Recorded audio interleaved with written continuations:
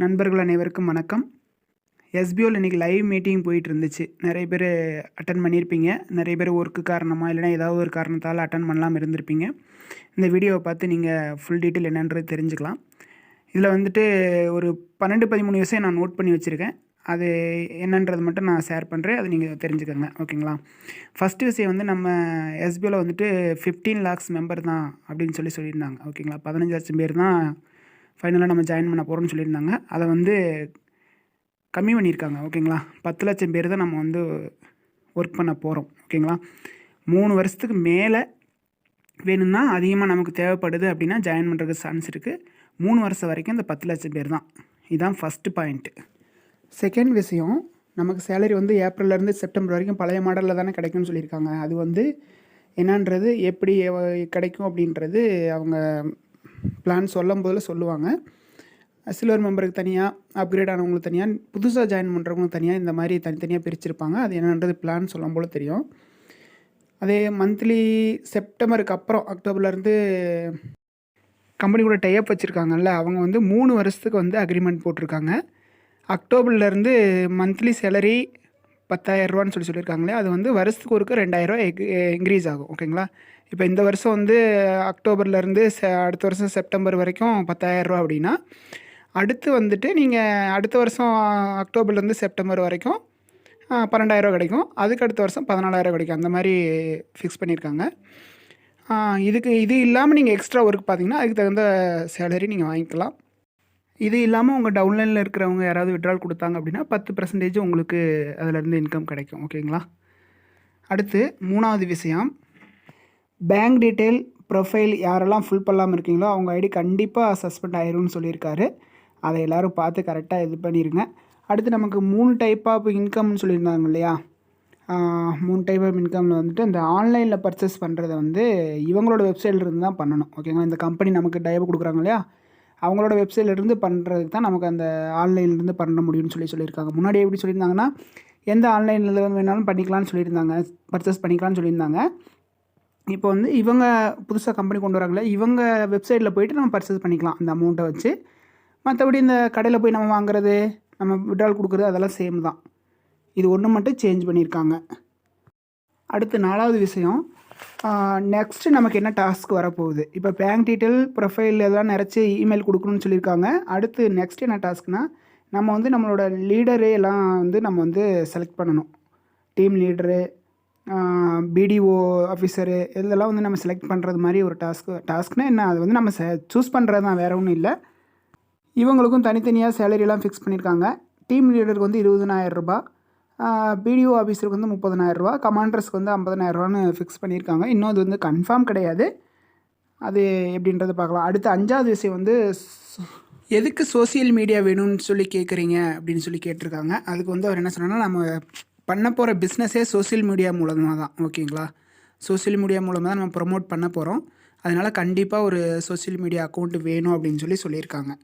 அடுத்து ஏன் நம்ம வந்து ஒர்க்கு ஸ்டார்ட் பண்ணுறதுக்கு இவ்வளோ டிலே ஆகுதுன்னு சொல்லி கேட்டதுக்கு அவங்க என்ன பதில் சொல்லியிருக்காரு அப்படின்னா, இப்போ வந்து நம்ம வந்து ஒரு பேசிக்கான விஷயத்தை தெரிஞ்சுக்கணும், ஓகேங்களா? ஒரு சிலருக்கு தெரிஞ்சிருக்கும், ஒரு சிலருக்கு தெரியாமல் இருக்கும். அதை கற்றுக்கணும் அப்படின்றதுக்காக தான் இவ்வளோ டிலே ஆகுது. நமக்கு தெரிஞ்சுக்கணும், ஒரு சோசியல் மீடியா அக்கௌண்ட்டில் எப்படி போஸ்ட் போடுறது, எப்படி அக்கௌண்ட் ஓப்பன் பண்ணுறது, ஜிமெயில் அனுப்புறது எப்படி, இதெல்லாம் தெரிஞ்சுக்கிறதுக்காக தான் இவ்வளோ டிலே ஆகுது. எல்லாத்துக்குமே எல்லா விஷயமும் தெரியும்னு சொல்ல முடியாது.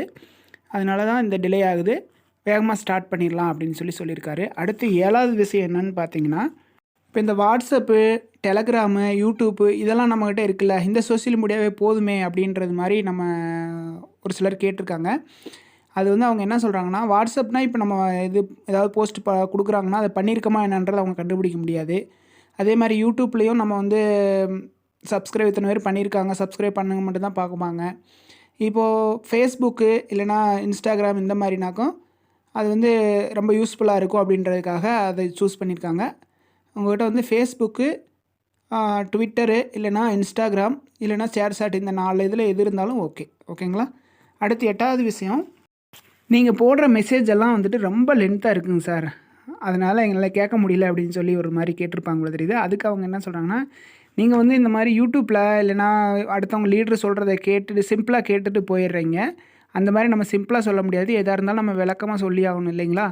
அதனால தான் நமக்கு இவ்வளோ லேட் ஆகுது. நீங்களும் வந்து என்ன பண்ணுறீங்கனாக்கும் லீடர் சொல்கிறத கேட்டுட்டு இல்லைனாக்கும் இந்த மாதிரி யூடியூப்பில் பார்த்துட்டு நீங்கள் வந்துட்டு டெலகிராமை ஒழுங்காக கவனிக்கிறதில்ல, அதனால தான் உங்களுக்கு வந்து நான் பேசுகிறது அதிகமாக தெரியுது. இதில் வந்து கேட்டிங்கன்னா தான் உங்களுக்கு வந்து ஃபுல் டீட்டெயில் என்னன்றது புரியும் அப்படின்னு சொல்லியிருக்காரு. அடுத்து 9வது விஷயம், நம்ம வந்து மெயில் பண்ணுறது வந்து வேறு மெயிலேருந்து இப்போ எஸ்பிஓவில் 2, 3 மெயில் இருக்குது. அதில் வந்துட்டு அவங்க என்ன மெயில் கொடுத்துருக்காங்களோ அந்த மெயிலுக்கு பண்ணலாமல் வேறு மெயிலுக்கு நம்ம மெசேஜ் பண்ணியிருக்கோம். அதெல்லாம் தவிர்க்கணும். ஓகேங்களா? அப்படி பண்ணியிருந்தாலும் இப்போ மறுபடியும் இப்போ கொடுத்துருக்குற மெயிலுக்கே நீங்கள் மெசேஜ் பண்ணுங்கள். ஓகேங்களா? மெசேஜ் கண்டிப்பாக மெயில் அனுப்பி விட்ருங்க. மெயில் அனுப்பலை அப்படின்னா கண்டிப்பாக உங்களோட ஐடி வந்து சஸ்பெண்ட் ஆயிரும். ஓகேங்களா? இந்த மெயில் கொடுத்துருக்காங்க இல்லையா, இந்த மெயிலுக்கு தான் நீங்கள் அனுப்பணும். அடுத்து 10வது விஷயம் என்னென்னா, ஒரு சிலருக்கு வந்து ஐடி ஓப்பன் பண்ண முடியாமல் இருக்கும். பாஸ்வேர்டு மறந்துருப்பாங்க, இல்லை ஏதாவது ஒரு காரணத்தினால அவங்களால ஐடி ஓப்பன் முடியலாமல் இருக்கும். அவங்க வந்து பேங்க் டீட்டெயிலு, ப்ரொஃபைல்லாம் நிறைக்க முடியாது இல்லைங்களா? அவங்க கண்டிப்பாக வந்து மெயில் எப்படி பண்ணுறீங்கன்னா, அதாவது என்னால் ஐடி ஓப்பன் பண்ண முடியல, என்னோடய சோசியல் மீடியா அக்கௌண்ட்டு இந்த அக்கௌண்ட்டு தான் அப்படின்றத மென்ஷன் பண்ணி நீங்கள் மெயில் பண்ணிடுங்க. அப்போ உங்களை வந்து ஓகே கொடுத்துருவாங்க. இல்லை அப்படின்னா சஸ்பெண்டில் தான் வைப்பாங்க. ஓகேங்களா? அதனால் மெயில் கண்டிப்பாக பண்ணிடுங்க. அடுத்தடுத்து இவ்வளோ தூரம் சொல்கிறோம்னா கண்டிப்பாக அதில் ஏதோ ஒரு காரணம் இருக்கும். மெயில் கண்டிப்பாக பண்ணுங்கள். அடுத்து 11வது விஷயம், இப்போது ரீஃபண்ட் கேட்டிருந்தாங்க இல்லையா, ஒரு 200, 250 பேர் ரீஃபண்ட் கேட்டிருந்தாங்க. அவங்க வந்து ஒரு சிலர் கொடுத்துட்டாங்க, ஒரு சிலர் வந்து ரீஃபண்ட் கொடுக்காத காரணம் என்னென்னா, எஸ்பிஓவில் கொடுத்துருந்த மெயிலில் இருந்து அவங்க மெயில் பண்ணலாமல் வேறு மெயிலிருந்து மெயில் பண்ணியிருக்காங்க. அதனால வந்து அவங்க அதை வந்து எடுத்துக்கல. அதனால அவங்களுக்கு வந்து ரீஃபண்ட் கொடுக்கல.